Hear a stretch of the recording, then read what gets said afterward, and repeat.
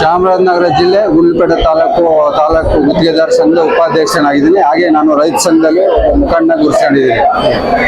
ನಾನು SMK ಟೀಮ್ಗೆ ನಾನು ಈ ಹಿಂದೆ RR ಟೀಮಲ್ಲಿ ಇದ್ದೆ. ಯಾಕೆ ಹೋದ್ ಸರಿ ಒಂದು ಅವಕಾಶ ಕೊಡೋಣ, ಏನೋ ಮಾಡ್ತಾರೆ ಇವರು ಅನ್ನೋ ಉದ್ದೇಶಕ್ಕೆ ನಾವು ಎಲ್ಲ ಸೇರಿ ಅವಕಾಶ ಕೊಟ್ಟು ಗುಂಡ್ಲುಪೇಟೆ ತಾಲೂಕು ಪೂರ್ತಿ ನಾವು ಅವಕಾಶ ಕೊಟ್ಟು, ಆದ್ರೆ ಅವ್ರು ಏನು ಮಾಡಲಿಲ್ಲ. 3 ವರ್ಷ ಅವ್ರು ಮಾಡಿದ್ದು ಮೋಜು ಮಸ್ತಿ, ಕ್ರಿಕೆಟ್ ಆಡ್ಸೋದು, ಆಟ ಆಡ್ಸೋದು ಇದೇ ಆಯ್ತು. ಒಂದು ವಿಚಾರ ಏನಂದ್ರೆ, ಯಾವುದೇ ಒಬ್ಬ ವ್ಯಕ್ತಿ ಮುಖಂಡನಾದವನು ನಾವು ತಮ್ಮ ಕೆಳಗಡೆ ಇರ್ತಕ್ಕಂಥ ವ್ಯಕ್ತಿಗಳನ್ನ, ಸಾಮಾನ್ಯ ಇವ್ರು ಇರ್ತಾರೆ, ಗುತ್ತಿಗೆದಾರ ಇರ್ತಾರೆ, ಅವ್ರನ್ನ ಯಾವ ರೀತಿ ನಾವು ಬೆಳೆಸಬೇಕು, ನಮ್ಮ ಕೈಲಿ ಅದು ಏನ್ ಮಾಡ್ಬೇಕು ಅನ್ನೋದೇ ತಿಳ್ಕದೇ ಇದ್ದಂತ ವ್ಯಕ್ತಿ ಈ ಹಿಂದೆ ಅಧ್ಯಕ್ಷರಾಗಿದ್ದವರು RR ರಮೇಶ್ ಅವರು. ಅವ್ರು ಪ್ರತಿಯೊಂದ್ರಲ್ಲಿ ಯಾವುದೇ ಇದ್ರಲ್ಲಾದ್ರೂ ಕೇಳಿ, ನೀವು ಯಾವುದೇ ಆಫೀಸ್ ಹೋಗಿ ನಮ್ಮ ಡಿಪಾರ್ಟ್ಮೆಂಟ್ ಆಫೀಸಲ್ಲಿ ಕಮಿಷನ್ ಅವ್ರ ತಪ್ಪ 2 ಲಕ್ಷ, ಇವ್ರ ತಪ್ಪ 5 ಲಕ್ಷ, ಇವ್ರ ತಪ್ಪ 7 ಲಕ್ಷ ಹಿಂಗೋಗಿ ವಸೂಲಿ ಮಾಡಿದ್ದಾರೆ. ನಮಗೆ ಇನ್ಫಾರ್ಮೇಶನ್ ಇದೆ, ನಮಗೆ ಗೊತ್ತಿದೆ. ಅದು ಮೀಟ್ರು 4,800 ರೂಪಾಯಿ ಆಯ್ತು. ಮೀಟ್ರು ಜಾಸ್ತಿ ಆಗೋದಕ್ಕೆ 900 ರೂಪಾಯಿ ಇತ್ತು ಮೀಟ್ರು, 4,800 ರೂಪಾಯಿ ಆಗೋದಕ್ಕೆ ಇದೇ RR ರಮೇಶ್ ಅವರೇ ಕಾರಣ. ನಾವು ಅಲ್ಲಿದ್ದು ತುಳಿಸ್ಕೊಂಡವರು, ನಾವು ತಿಳಿದು ಎಲ್ಲ SMK ಅಭಿಮಾನಿಗಳಾಗಿ ಹಿಂದೆ ಇದ್ದು ನಾವು 3 ವರ್ಷ ಹಿಂದೆ. ಆದ್ರೆ ಇವ್ರು ಏನೋ ಮಾಡ್ತಾರೆ ಅಂತ ಬಂದು ಇದನ್ನ ನಾನು ಹೇಳ್ತೀನಿ. ಚಾಣಕ್ಯನ ತಂತ್ರ,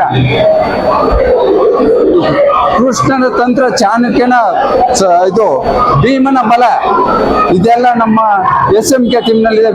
SMK ಟೀಮ್ನ ಅಭಿಮಾನಿಗಳಾಗಿ ನಾನು ಹೇಳ್ತೀನಿ, ಶಕುನಿ ಕುತಂತ್ರ ಇಲ್ಲಿ ನಡೆಯಲ್ಲ. ಈ 3 ವರ್ಷ ಅವ್ರು ಮಾಡಿದ್ದು ಶಕುನಿ ಕುತಂತ್ರ, ಏನು ಮಾಡಕ್ಕಾಗಲ್ಲ. ಅವ್ರು ಈಗ ನಮ್ಮ SMK ತಂಡ ಬರ್ಲಿ, ಅವ್ರು ಏನ್ ಮಾಡಿದ್ರೆ ಅದೆಲ್ಲ ನಾವು ಹೊರಗಡೆ ತೆಗಿತೀವಿ.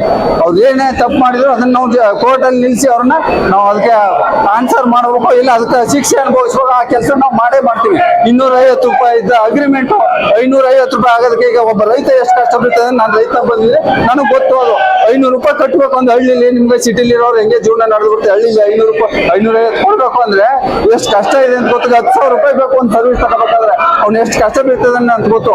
ಈಗ ಶೀಘ್ರ ವಿದ್ಯುತ್ ಅಂತ ಬಂದಿದೆ. ಇವೆಲ್ಲ ಬರೋದ ಕಾರಣ ಇದೇ RR ರಮೇಶ್ ಅವ್ರ ಕಾರಣ.